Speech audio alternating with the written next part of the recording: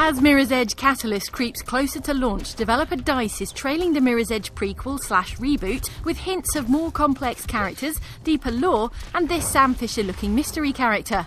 Mirror's Edge Catalyst senior producer Sarah Jansson tells us more.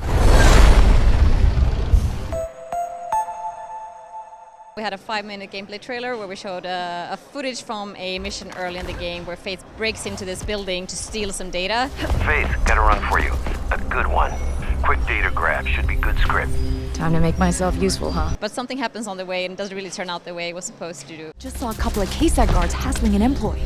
What are they after? There's a lot of Kruger sec chatter about some runner they need to subdue.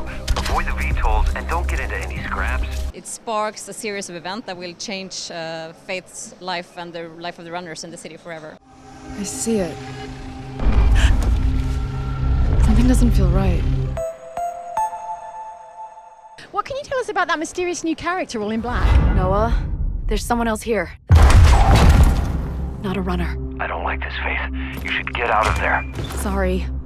I'm checking it out. I'm not going to spoil the game for you, but you will be running into that character, and it hints about the larger world of Mirror's Edge Catalyst. There is a lot more lore, and it's a lot more to the universe, and you will find that out as you play the game. There's a whole different set of labs here. This isn't agricultural research. So what can we call him, her? Is it him or her? The secret agent, I don't know. There is a new emphasis on story, is that fair to say? Yeah, I would say we're going deeper with the story, and especially what I mentioned before, like making the universe bigger, and there's just a lot more lore. There is something outside of the city that we will hint about, and there is a deeper story that touches upon Faith and her origin story, and explaining why Faith becomes who she is and what makes her unique.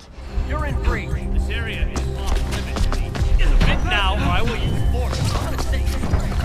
What the hell? We don't really say that it's leading up to the events of the first game. We're kind of like, okay, this is a new story, but we are going to learn more about her motivation, what makes her, her. It's always personal reasons that make, a character make the choices that changes something. So she's not the kind of superhero that says like, I'm going to save the world. It's actually the personal reasons that makes her take a step to actually rise up against an oppressive regime. Heads up, I got plenty of commotion below. An exec motorcade arriving, enforcers everywhere. What? This is not looking right at all. We should abort the run. Let me roll with it, Noah. We do not mess with Gabriel Kruger. What can you tell us about Gabriel Kruger, who appears to be the baddie? Yeah, Gabriel Kruger is he's a baddie, but also we are trying to make sure that all the characters have a little bit more depth to them, so it's not just black and white, like you're the bad guy and you're the good guy. So he has different sides to him. He's heading up the corporation Kruger Security, and they're taking the lead of a new project that is going to be launched in the city. Wait! I need him alive. And he is also the head of the conglomerate, which is formed by the 13 major corporations in the city. Stop her! So he is kind of the ruling the city with his iron fist, and we will learn more about him, and we will also see that he's not only bad. And yeah, I think you will be intrigued. We've heard that Faith can't use guns anymore. She can't even pick up guns anymore. What's the reasoning behind that? So we actually did experiment with gunplay, but we pretty quickly realized that it just stops that great flow that you have when you are parkouring. And then we decided we wanted to find something that fits better with the fluidity, because the fluidity of the movement is really the core of the game, and we wanted to try and find something that fits better with that gameplay. And we found that the martial arts inspired type of hand-to-hand combat works a lot better with the gameplay. So we decided, like, okay, first person hand-to-hand combat, that's really hard. That's the reason why a lot of people don't do it.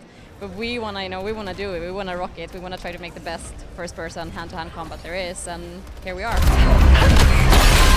Damn it, this was not supposed to happen. Because she doesn't use a gun, does that make her non-lethal, or does she still kill people? I think you can interpret that your own way. I mean, she's pretty badass, but I mean, she doesn't like, violence for the sake of violence. She just uses it as a mean to do what she needs to do, and you will learn more about that in the story as well.